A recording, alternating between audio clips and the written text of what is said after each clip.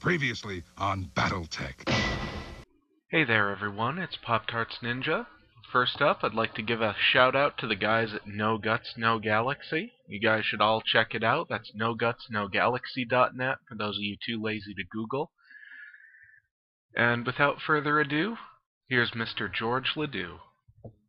Hello everybody, this is Duncan Fisher, and I'd like to give you a quick rundown of some clan tanks and mechs.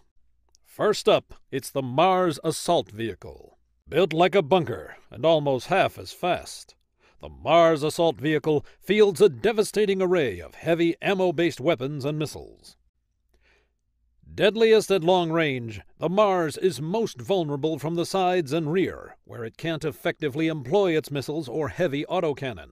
It's too slow to keep enemies from flanking it, so the Mars is reliant on support to keep it safe. In return, the Mars is surprisingly inexpensive for its weight and power at only 8 million C-bills. The Athena Combat Vehicle is another in a long line of absolutely bizarre tank designs used by the clans. Part vehicle, part building, the Athena's targeting computer and powerful Gauss rifles make it a deadly combatant.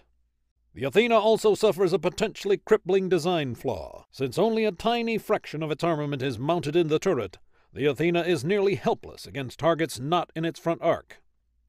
And while it's significantly faster than the stock Mars, the Athena is still extremely slow and easily flanked.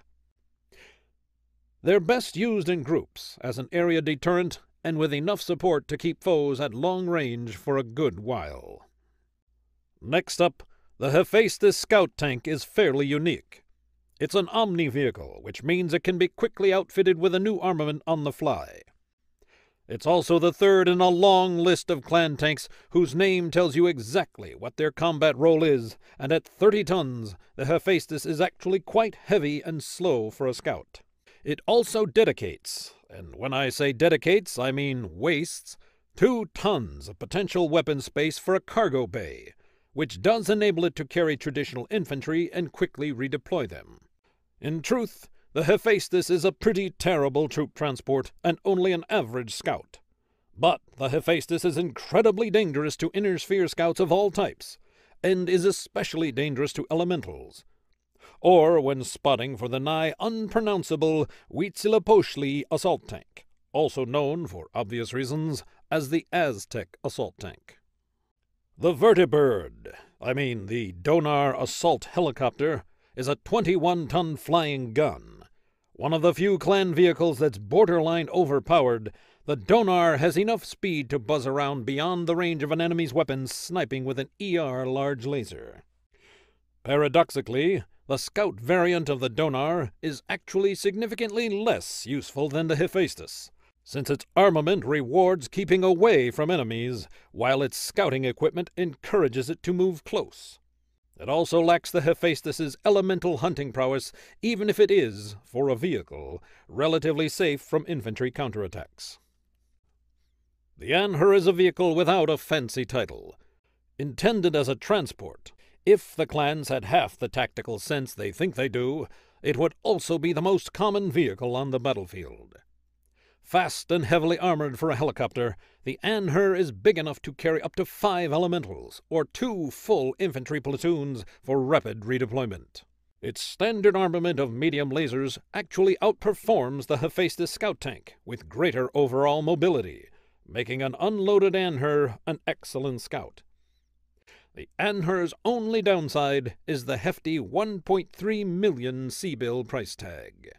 Weighing in at 60 tons, the Thresher is slow and underpowered for a clan-heavy mech. Relying on mask and jump jets to improve its lackluster mobility, the Thresher's close-range armament leaves it vulnerable to being picked apart by long-range opponents. Clocking in at a staggering 12.8 million C-bills, the Thresher's only real value to the clans is as a source of spare parts for its descendants, the Summoner and Hellbringer Omni-mechs.